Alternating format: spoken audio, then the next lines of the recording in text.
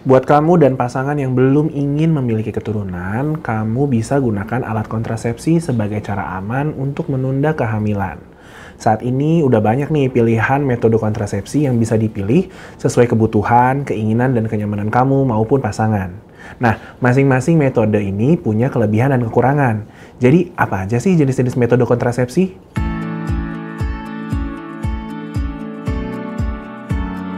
Halo, ketemu lagi sama saya Dr. Abi dari Halo Dokter. Kebanyakan pasangan mungkin langsung pengen punya momongan ya setelah menikah. Tapi nggak sedikit juga nih pasangan yang pengen nunda kehamilan dulu nih, karena berbagai alasan. Apapun alasannya, jika kamu dan pasangan sepakat untuk menunda kehamilan, kamu bisa melakukannya dengan menggunakan alat kontrasepsi atau disebut juga alat KB kalau di Indonesia. Secara umum, ada 3 golongan metode kontrasepsi nih, yaitu KB hormonal, KB non-hormonal, dan KB permanen. Nanti bakal saya jelasin satu-satu ya. Tapi sebelumnya, seperti biasa nih, saya mau ingetin kamu jangan lupa untuk subscribe ke channel YouTube Halo Dokter. Nyalain juga lambang lonceng notifikasinya, supaya kamu bisa langsung dapat update pas kita upload video terbaru di channel ini. Oke, pertama saya akan jelasin tentang KB hormonal. KB hormonal ini cara kerjanya adalah dengan memasukkan hormon sintesis yang mirip dengan hormon yang ada di dalam tubuh, yaitu estrogen dan progesteron. Nah, hormon tersebut bisa mengubah reaksi kimia pada tubuh perempuan sehingga menimbulkan efek seperti mencegah ovarium melepas sel telur sehingga nggak bisa dibuahi sel sperma, atau bisa juga bikin lendir yang ada di leher rahim jadi mengental tuh. Jadinya sperma nggak bisa mencapai sel telur. Beberapa contoh KB hormonal adalah pil, suntik, dan implan atau sering disebut juga dengan susuk. Salah satu yang paling umum dan sering digunakan biasanya pil KB ya. Ada yang isinya mengandung hormon progesteron aja, ini biasanya lebih cocok dipakai sama ibu nyusui nih. Dan ada juga yang mengandung kombinasi progesteron dan estrogen. Pil KB ini kelebihannya dia cukup efektif mencegah kehamilan, tingkat kegagalannya cuma sekitar 8%, udah gitu pil KB ini juga ngelancarin siklus mens dan mengurangi nyeri atau kram saat lagi mens. Terus kalau mau berhenti, ya tinggal nggak usah diminum lagi pilnya. Kekurangannya, dia jadi lebih nggak efektif kalau telat diminum. Kalau mau efektif, pil KB sebaiknya diminum setiap harinya di jam yang sama. Kalau sampai telat atau lupa nggak minum, terus kamu berhubungan intim, kehamilan jadi lebih mungkin terjadi. Selain pil KB biasa, ada juga pil KB kondar atau kontrasepsi darurat. Kalau di luar negeri, pil ini disebut juga sebagai morning after pill. Pil kondar merupakan kontrasepsi darurat yang bisa digunakan kalau kamu melakukan hubungan intim tanpa pengaman. Pil ini mengandung levonorgestrel. Ada yang sediaan 1 pil, ada yang sediaan 2 pil. Untuk sediaan 1 pil biasanya harus diminum dalam waktu kurang dari 72 jam setelah berhubungan intim tanpa pengaman. Sedangkan untuk sediaan 2 pil, pil pertama harus segera diminum dalam 72 jam pertama setelah berhubungan intim dan pil kedua diminum 12 jam setelah pil pertama. Ingat, namanya juga kontrasepsi darurat, jadi pil kondar ini hanya untuk kondisi darurat ya, bukan pil yang bisa diminum terus-menerus dalam jangka panjang. Kalau ingin mencegah kehamilan dalam jangka waktu tertentu, kamu dianjurin buat pilih kontrasepsi lain yang bakal dijelasin lebih lanjut di video ini. KB hormonal selanjutnya yang bakal saya bahas adalah KB suntik. Biasanya kalau yang udah sering pakai, udah tahu ya suntikannya ada 2 macam.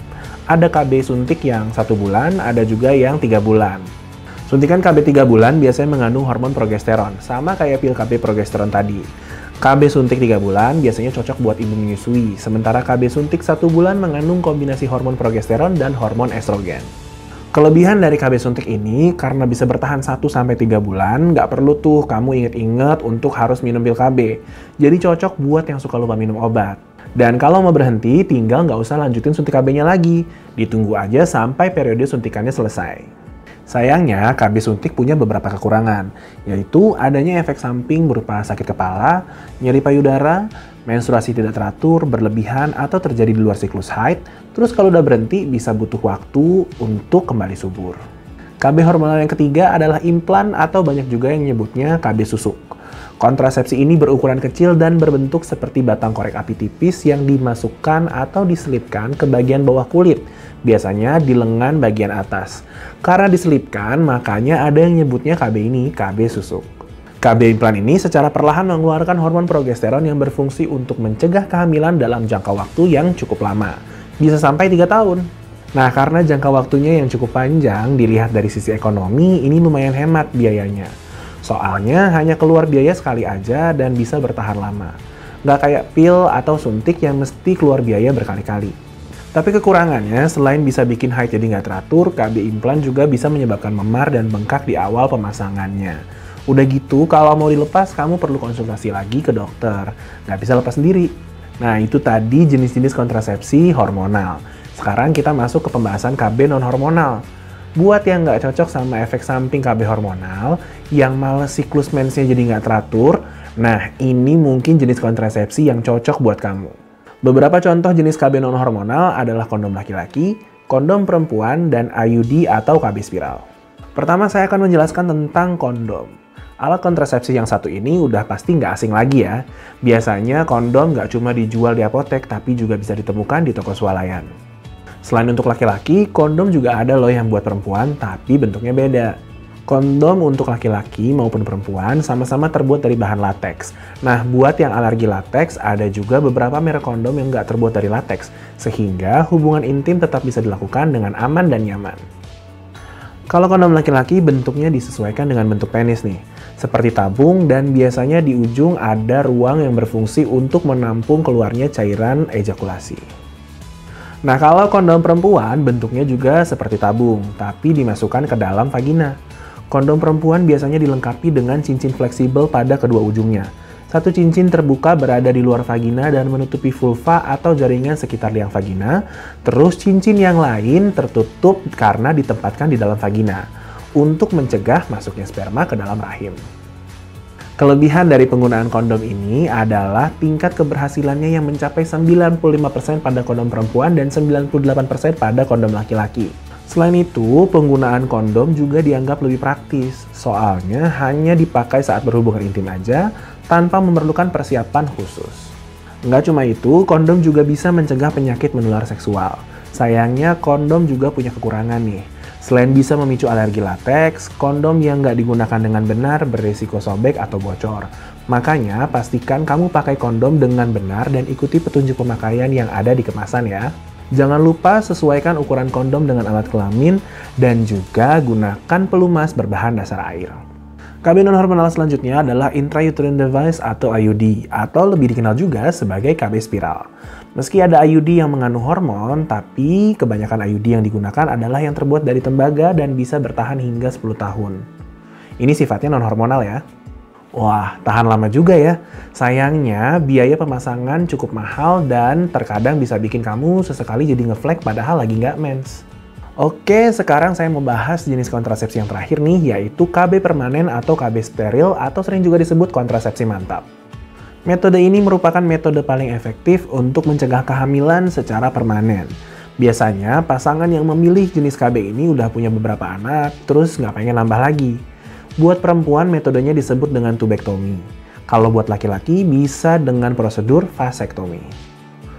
Tubektomi ini dilakukan dengan prosedur operasi. Caranya, tuba falopi atau saluran indung telur akan diikat atau ditutup sehingga sel telur nggak bisa masuk ke dalam rahim dan jadi nggak bisa dibuahi. Tapi karena prosedurnya berupa operasi, prosedur ini bakal ninggalin bekas sayatan yang bikin kamu mungkin jadi nggak nyaman selama beberapa waktu. Karena itu, beberapa dokter biasanya menjalankan prosedur ini setelah menjalankan operasi sesar. Nah, kalau KB steril untuk laki-laki, prosedur yang bisa dilakukan adalah prosedur vasektomi. Caranya, saluran sperma akan dipotong atau diikat untuk menghentikan sperma masuk ke dalam air mani. Artinya saat ejakulasi, air mani nggak mengandung sperma, sehingga sel telur perempuan pun nggak bisa dibuahi. Sebelum menjalani prosedur KB steril, kamu dan pasangan perlu benar-benar yakin nih. Soalnya KB steril ini umumnya bersifat permanen, sehingga kemungkinan besar kamu nggak lagi bisa punya keturunan. KB steril ini juga lebih dianjurkan buat pasangan yang sudah memiliki lebih dari 2 anak dan sudah berusia lebih dari 35 tahun. Nah, itulah jenis-jenis metode kontrasepsi beserta kelebihan dan kekurangannya. Pada dasarnya sih, nggak ada ya yang namanya metode KB terbaik atau yang paling tepat. Metode KB perlu disesuaikan dengan kondisi dan kebutuhan masing-masing pasangan. Semoga dengan penjelasan saya kali ini, kamu dan pasangan yang sedang ingin menunda kehamilan bisa memilih alat kontrasepsi yang paling sesuai. Supaya lebih yakin, kamu bisa berkonsultasi ke dokter agar bisa memilih alat kontrasepsi yang pas buat kamu maupun pasangan. Demikian penjelasan dari saya kali ini. Next, mau bahas topik apa lagi nih di YouTube Alo Dokter? Tuliskan saran kamu di kolom komentar di bawah ya.